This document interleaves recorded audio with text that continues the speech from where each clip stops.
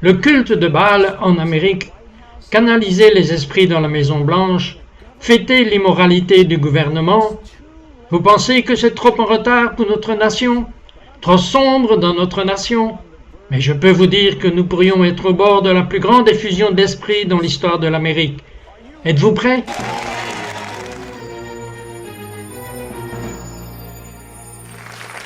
Je suis ici avec mon ami Jonathan Cahn. Jonathan, votre livre, Le signe avant-coureur, best-seller national instantané, a vraiment eu un impact sur la nation, un avertissement du jugement à venir. Vous avez un nouveau livre, Le paradigme, qui est plus explosif. Parlez-nous de cela. Le paradigme est vraiment le plan directeur, si vous pouvez imaginer, et s'il y avait un plan sur ce qui se passe en ce moment, cela remonte à près de 3000 ans. Mais il se cache derrière tout ce qui se passe. C'est un paradigme biblique et ce n'est pas comme les autres dimensions du livre Le signe avant-coureur de Harbinger, qui montre les signes d'avertissement du jugement. Eh bien, c'est tout le reste. Nous rejouons un ancien mystère où nous sommes en ce moment. Et c'est incroyable, et c'est quelque chose, c'est vrai, c'est réel, et c'est là. Où ce paradigme est-il trouvé? Eh bien, quand vous regardez dans la Bible et que vous regardez ce qui s'est passé dans l'ancien Israël, Israël connaissait Dieu, mais ils se sont détournés de Dieu, ils ont conduit Dieu hors de leur vie. Ils appelaient le mal le bien, ils prenaient l'immoralité, et ils ont commencé à lever leurs enfants en sacrifice à Baal, et ils ont commencé à descendre. Eh bien, nous rejouons cela. L'Amérique a connu Dieu, nous avons rejoué, nous avons appelé le bien mal, nous avons fait la promotion de l'immoralité, nous avons levé nos enfants. Alors, ce qu'Israël a fait, nous le faisons exactement, mais voici la chose, ce n'est pas seulement une chose générale, il existe une période spécifique de l'histoire d'Israël dans la Bible, une période précise que l'apostasie s'accélère, elle s'approfondit là où les dirigeants en font la promotion maintenant. C'est presque comme une guerre de culture. Eh bien, cette période spéciale, c'est là où nous en sommes maintenant. C'est accéléré et c'est où le paradigme devient réellement tellement précis que cela donne des détails, cela donne des noms, cela donne des dates, tout ça. C'est le réglage du paradigme. Commençons, concentrons-nous sur un individu, le roi dans ce paradigme. Oui, la culture commence là où dans la Bible il y a un roi qui se lève et il est le premier pionnier, il est poussé à adorer Baal et son nom est Akab et il se relève. Maintenant c'est un homme divisé, il a en fait été élevé, sa culture est censée concerner Dieu, mais il est divisé. Il est compromis, il est vraiment faible à bien des égards, mais il lance cette guerre. Il est en fait le premier champion du culte du trône de Baal, qui est l'offrande d'enfants. Maintenant, pourrait-il y avoir un parallèle? Eh bien, il y en a un. Il y a un homme qui se lève en tant que président, c'est Bill Clinton. Il va suivre le modèle d'Akab. C'est un homme qui est divisé, il est compromis. Il est venu en fait de la ceinture biblique, il est faible à bien des égards. Mais il est champion, il est le premier président à défendre l'avortement à la Maison-Blanche. Il est le premier président à défendre diverses formes d'immoralité, et aussi d'ailleurs, Akab va aussi être connu pour le scandale. Mais oui, il y a quelqu'un avec lui, c'est la première fois de l'histoire d'Israël que la Bible parle d'une équipe, un roi et une reine, à la fois s'engageant dans cette guerre culturelle. Et alors, qui est l'autre? L'autre est bien sûr Jézabel. Encore une fois, nous devons prier pour tout le monde. Mais Jézabel, c'est la fille d'une prêtresse païenne. C'est elle, en fait, qui adore Ashtoreth. C'était son père qui l'adorait. Alors, elle a fait un pas pour le pouvoir féminin. Elle vient d'une culture cosmopolite, mais elle passe à une culture conservatrice d'être avec son mari. Ok, c'est de là qu'il vient. Mais elle garde son identité. Elle défendra, elle cherchera les valeurs bibliques traditionnelles, elle verra les croyances religieuses profondément enracinée comme un obstacle. Elle leur fera la guerre. Elle sera également championne. Elle est la championne du culte de Baal. Et donc, sa principale action est l'offrande d'enfants. Quel est donc le parallèle? Eh bien, c'est clair que Bill Clinton n'était pas seul. C'était une équipe pour la première fois dans l'histoire américaine. Vous aviez un président et une sorte de coprésidente. Et c'est Hillary Clinton. Elle est un défenseur du pouvoir féminin, défenseur de l'avortement. Elle a littéralement dit que les croyances religieuses ont été changées. Ok, alors vous dites que c'est la même chose que ce qui s'est passé en Israël. Même délai dans le sens prophétique de Dieu, que cela a été vécu de nouveau. Est-ce même aux mêmes dates? Oui, laissez-moi vous donner un exemple. Bill Clinton, quand est-il venu sur la scène nationale? Eh bien, il a été élu comme gouverneur de l'Arkansas. Il part de là, plus tard, et il devient président en 79. Alors, quand a-t-il fini? C'était en 2001. Son bureau est terminé et il quitte la présidence. Vous avez donc de 1979 à 2001. Combien d'années? C'est 22 ans. Ouvrez la Bible à ce qu'elle dit. Quelle était la durée d'Akab? Akab, les jours d'Akab étaient de 22 ans. Exactement la même durée. Ok, alors vous avez Akab avec cette Jézabel. Encore une fois, nous n'appellerons pas Hillary Clinton Jézabel. Nous prions pour elle. Oui, c'est un modèle, vous devez prier, c'est un modèle. Vous devez prier, c'est un modèle, mais elle apporte des trucs avec elle, n'est-ce pas? Eh bien, qu'est-ce que la Bible dit à propos de Jézabel? Il n'est pas dit qu'elle savait ce qu'elle faisait. Cette Hillary Clinton savait ce qu'elle était, mais Jézabel, il est littéralement dit, a apporté des prêtres, des dieux et des déesses dans le palais au plus haut trône. Vous voyez cela dans la Bible? Eh bien, cela pourrait-il arriver? C'est peut-être fou. Comment cela s'est-il passé à la Maison-Blanche? Eh bien, c'est réellement arrivé. Dans les années Clinton, qu'est-ce qui s'est passé? Ce sont les Clinton, en fait, qui ont apporté des conseillers spirituels. Ils ne sont pas bibliques, ce sont des conseillers du New Age. Pour Camp David et la Maison-Blanche, littéralement, ils ont des séances. C'est Hillary Clinton qui a amené une femme là-bas qui s'appelle une haute prêtresse qui, en fait, parle des déesses. Elle avait une déesse autour de son cou, une image d'une déesse autour de son cou. Et en fait, le culte de ces déesses du temps de Jézabel impliquait la canalisation, impliquait de parler aux morts, des séances, quelque chose comme ça. Et en fait, ils avaient des canalisations à la Maison-Blanche. Hillary Clinton parlait en fait comme quelqu'un qui était morte. Et dans le réel, cette femme a vraiment parlé. Elle a écrit un livre sur la parole aux dieux et aux déesses. Et elle mentionne en fait la déesse de Jézabel dans son livre. Et ils avaient en fait ces séances à la Maison-Blanche. Donc, même cela a eu lieu. C'est fou. Mais en fait, cela se trouve dans le livre Le Paradigme. Ok, mes amis, nous venons juste de commencer. Vous ne croirez pas ce qui vient ensuite.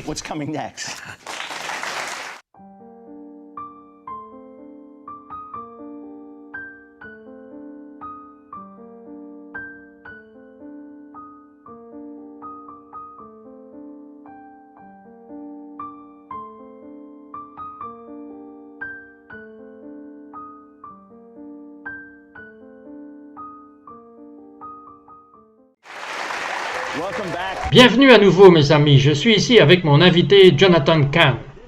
Ok, il y a des trucs époustouflants. Et évidemment, vous lisez la parole et il a commencé à sauter les pages. Waouh, nous avons déjà vu cela. Cela pourrait-il se reproduire? Alors, continuons. Où en sont les choses avec Bill Clinton? Eh bien, quelques petites choses. Tout d'abord, dans le livre Le Paradigme, il y a quelque chose appelé l'ennemi juré. Maintenant, voici quelque chose qui se passe dans le paradigme, dans l'Ancien, et qu'est-ce qui se passe maintenant? Au temps du roi Akab, vient un ennemi juré d'Israël. Il se lève et il menace Israël. Il menace de l'envahir, il va vraiment l'envahir. Et donc, du temps d'Akab, Akab a vraiment une chance d'éliminer cet homme. Mais il ne le fait pas. Et Dieu le juge, en fait. Que se passe-t-il? C'est que cet homme, cet ennemi, va apporter la destruction sur la terre. Ok. Cela pourrait-il arriver réellement maintenant? Eh bien, voici le paradigme. Au temps de ce roi, c'est Clinton, s'élèvera un ennemi juré, un ennemi de la nation. Eh bien, il se lève du Moyen-Orient, et selon le paradigme, et son nom est Oussama Ben Laden. Il se lève à cette époque, il menace l'Amérique. Clinton a en fait une chance de le sortir. Je ne le juge pas, tout comme Akab l'a fait, mais il passe dessus. Cela finira par apporter la destruction en Amérique. Cela se passe là-bas. Dans le paradigme, le nom de l'homme, son nom est une sorte de trait d'union. Son nom, c'est Ben Hadad. Eh bien, ce premier nom en arabe, B-N, en hébreu, c'est juste B-N, Ben ou Bin. Il donne même le paramètre de son nom. Ben Laden à la première partie. La chose est que le malheur vient sur la terre. Mais rappelez-vous combien de temps il a fallu pour attraper Ben Laden. Cela a pris de nombreuses années. Ils pensaient qu'ils allaient l'avoir. Vous savez, ce qui s'est passé selon le paradigme, voici ce qui se passe. Il dit en fait qu'il sera assassiné, selon le paradigme. Il dit, selon le paradigme, il sera assassiné dans sa chambre. Pendant qu'il dort, ils entreront et il sera assassiné dans sa chambre. C'est ainsi que Ben Laden l'a été. Cet ancien ennemi était en fait, selon le paradigme, il dit qu'il sera assassiné 10 ans après la catastrophe. Allez, 10 ans, ça vous ramène en 2011, l'assassinat de Ben Laden.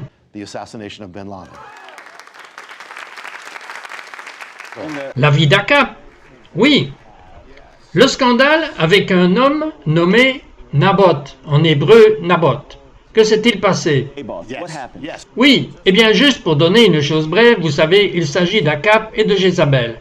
Ils prennent le vignoble de cet homme, ils le tuent, ils font un faux témoignage, ils brisent peut-être la moitié des 10 commandements en faisant cela, convoité et faux témoignage. Eh bien c'est un scandale. Ce n'est pas seulement qu'il y a apostasie, il y a scandale.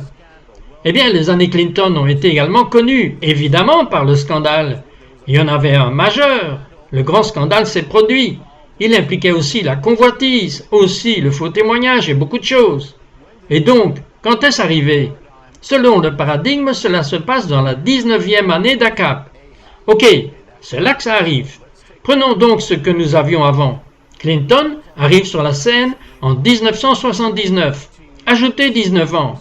Cela vous amène à l'année 1998. C'est l'année du scandale Lewinsky, le grand scandale de sa présidence.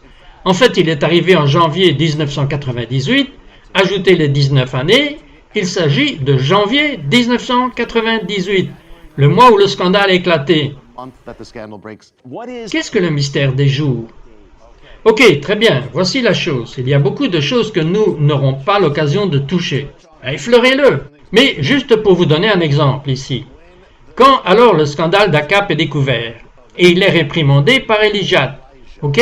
Il se repent réellement. La Bible dit qu'il s'est repenti. Et ainsi Dieu dit, ok, je ne vais pas porter le jugement maintenant. Je vais donner un certain espace de temps. Combien de temps était-ce? C'était 3 ans. Ok, alors, première chose, est-ce qu'un président américain pourrait en fait se repentir publiquement? Eh bien, c'est seulement arrivé vraiment une seule fois, où quelqu'un l'a fait. C'était en fait Bill Clinton, et finalement il s'est repenti de cette affaire. Maintenant il l'a fait. Quand est-ce arrivé? C'est arrivé à la Maison-Blanche. C'est arrivé au White House Prayer Breakfast, où il a dit finalement, écoutez, je ne me suis pas repenti avant, c'est mon repentir, j'ai péché. Ça se passe là-dedans. Prenons donc le paradigme. Si vous allez dans la Bible, 3 ans après que le roi s'est repenti, il y aura une calamité qui est venue sur la terre, ok? Vous pouvez le voir dans la Bible. Donc, 3 ans après. Donc, si vous prenez les moments de son repentir, ajoutez-y 3 ans. Cela vous amène à une date précise. Cela vous amène au 11 septembre 2001, le jour exact de la catastrophe. En fait, il s'est repenti le matin. Vous prenez 3 ans pour la journée le matin, ça se passe le matin. Cet événement a commencé à 8h30. Cela indique l'heure du 11 septembre, c'est arrivé à 8h46. Le repentir du roi se passe entre 9 et 10 heures. C'est le pic du 11 septembre. L'événement s'est terminé à 10h30. Le 11 septembre s'est terminé lorsque la dernière tour s'est effondrée à 10h29, en moins d'une minute après 3 ans. C'est comme ça que c'est exact, Mike. C'est le plan directeur. Ok, qu'arrive-t-il à la reine? Nous savons que Jézabel est un héritier. Oui, le parallèle ici, la reine et l'héritier. Oui, les gens pensent qu'Akab a été tué, puis Jézabel est jugée. Non, Jézabel, c'est ce qui arrive, le règne du roi prend fin, mais Jézabel continue dans les couloirs du pouvoir. Elle reste dans les couloirs du pouvoir, elle habite la capitale. Elle continue pour certains, pendant une bonne période. Même cette période va être exacte aussi. Alors, elle continue, et puis à un moment donné, nous connaissons Hillary Clinton, que se passe-t-il avec elle? Elle continue, elle reste au pouvoir, elle reste dans les couloirs du pouvoir, et puis elle tente d'être présidente. Eh bien, selon le paradigme, au moins pendant ce temps, elle ne devient pas présidente. Ce qui se passe est ici, un autre, quelqu'un d'autre, devient un homme qui est beaucoup plus jeune qu'elle. Dans le paradigme, il devient président, Joram. Joram ouvre la suite du modèle et c'est Obama. Il est donc l'héritier. Il est l'héritier parce qu'il n'est pas lié par la chair et le sang, mais il suit les traces. Il prend l'agenda de Bill Clinton et il le continue. En cela, il en est l'héritier politique. Maintenant, Joram habite dans le palais avec l'ancienne reine. Donc, exactement, même cela, il invite Hillary Clinton, ils habitent ensemble à cette époque. Ce que vous voyez, c'est une personnalité plus cool. Il est partout, mais ce que vous voyez est une hostilité à Dieu. Une hostilité continue à Dieu. Et c'est ce que vous voyez aussi dans les années Obama. Mais aussi, intéressant, quand je mentionne que l'ennemi est tué plus tard. Eh bien, il est tué dans le règne de Joram. Cela signifie que pendant Obama, le paradigme dit « pendant Obama, pendant ce temps, Oussama Ben Laden sera tué. » Et en fait, Jézabel et Joram sont à la Maison-Blanche. Alors Obama et Hillary Clinton sont à la Maison-Blanche quand il est tué. Ok, se pourrait-il que ce paradigme prédit en fait le président Trump et que se passe-t-il? C'est où nous allons ensuite.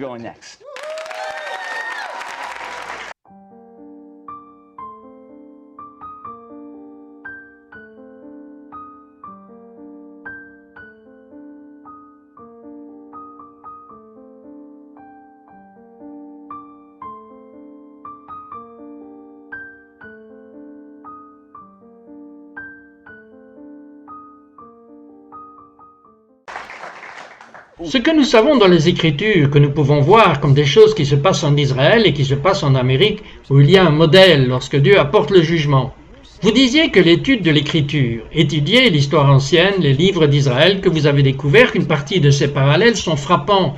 Et pourrait-il même reposer sur les choses à l'avance si nous le regardons? Et c'est ce qui vient ensuite. Nous connaissons donc notre histoire, nous connaissons les problèmes que nous avons eus avec nos administrations.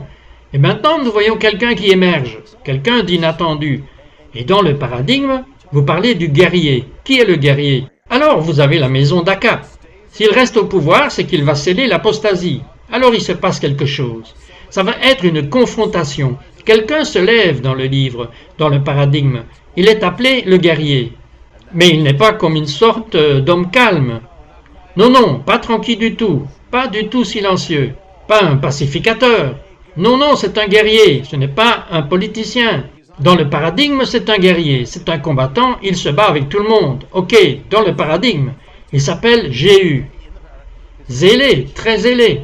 Il est zélé. Il a quelques bords rugueux. Il n'est pas doux du tout, il est grossier, c'est un combattant. Et il combat tout le monde, il commence cette course vers le trône. Lisez-le. Il commence en fait une course vers le trône et la Bible décrit la course comme... le mot est fou. Ils ont dit qu'il était fou. Il rend fou. L'homme conduit furieusement. C'est fou, mais il monte sur le trône. Même si c'est une course folle, il monte sur le trône. Et il a un certain zèle pour les choses. Oui, le zèle est un zèle fou, mais il est utilisé par Dieu. Et il est la personne la plus improbable. Les roturiers ne peuvent même pas s'accorder s'il est sauvé ou non.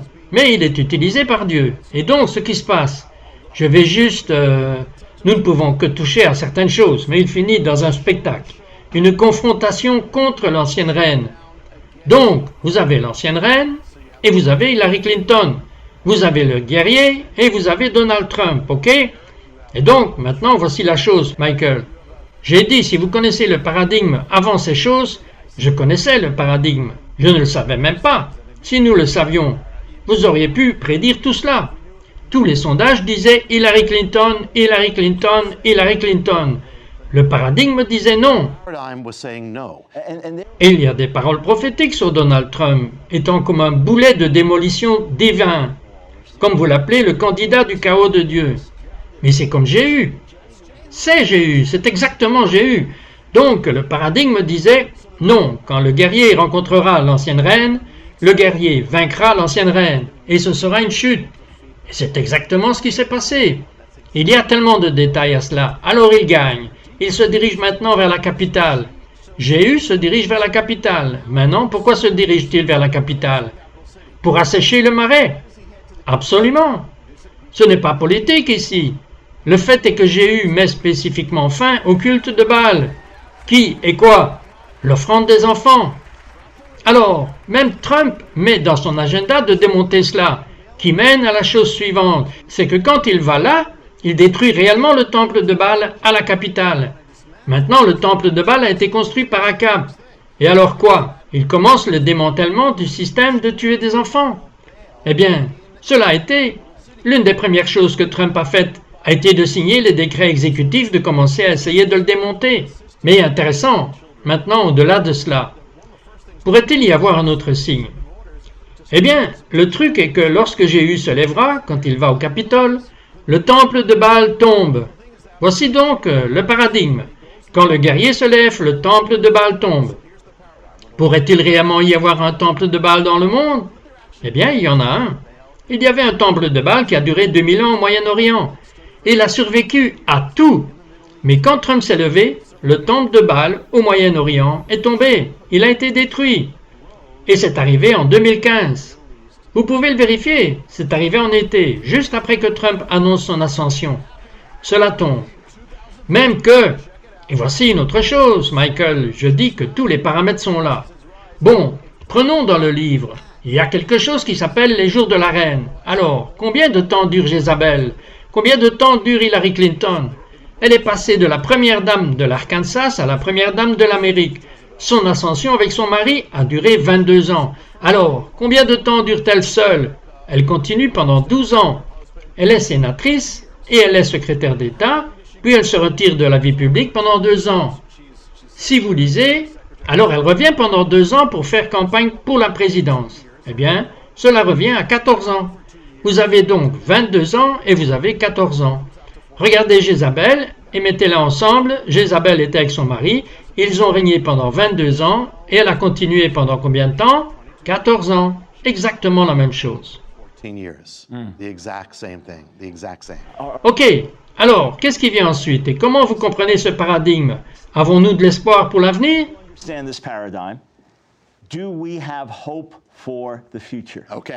Ok, tout d'abord, oui. Dans le paradigme, il y a quelque chose appelé pour les jours à venir. En fait, le paradigme converge avec le signe avant-coureur, car c'est le même réglage. La première chose, ce qui s'est passé, est maintenant une fenêtre. Selon le paradigme, c'est une fenêtre comme un sursis où nous avons une chance de réveil. Nous avons une chance. Vous savez, cela dépend de ce qu'on en fait. Mais il y a tout un truc à propos de l'avenir là-dedans. Il nous reste 1 minute, donc je vais juste dire ceci. Alors oui, nous sommes dans une période dangereuse. Il y a un avertissement dans le paradigme. En fait, ce que Jéhu fait, on ne fait pas, mais il y a aussi une chance. Il y a quelque chose dans le paradigme appelé le paradigme d'Élie, c'est-à-dire qu'il contient en fait les clés des croyants en ce moment. Que devons-nous faire? Comment allons-nous vivre? Comment va-t-on vaincre? Comment peut-il y avoir un réveil? C'est dans le paradigme d'Élie parce qu'Élie est là-dedans aussi. Et c'est la dernière partie. Il y a donc de l'espoir. Tant qu'il y a Dieu, il y a l'espoir. Mais le truc, c'est que nous devons être comme Élie. Les jours faciles sont finis dans le christianisme. Nous devons être radicaux. Nous devons être audacieux. Nous devons être en feu. Nous devons défendre la vérité et Dieu l'utilisera. Dieu oindra l'Élie du jour. Très bien, Jonathan, j'ai besoin que vous priez maintenant pour la montée de cet esprit d'Élie parmi le peuple de Dieu. Ok, Seigneur, nous te demandons simplement ta main sur cette nation, Père. Nous t'en remercions car tu n'as jamais fini. Nous te remercions, Seigneur, de ce que tu as promis le réveil si nous venons devant toi. Père, nous demandons que l'esprit d'Élie vienne sur cette nation. Viens dans l'Église. Viens sur ceux qui écoutent. Seigneur, ôte l'esprit de timidité.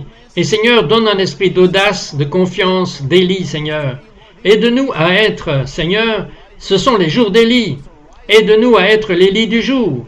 Aide-nous à nous relever. Et Seigneur, nous prions pour qu'il y ait un réveil dans le pays, qu'il y ait un réveil à Washington, un réveil dans les villes, qu'il y ait un réveil, Seigneur. Nous te louons au nom de Yeshua, HaMashiach, Jésus, le Messie, le Seigneur de tous. Amen.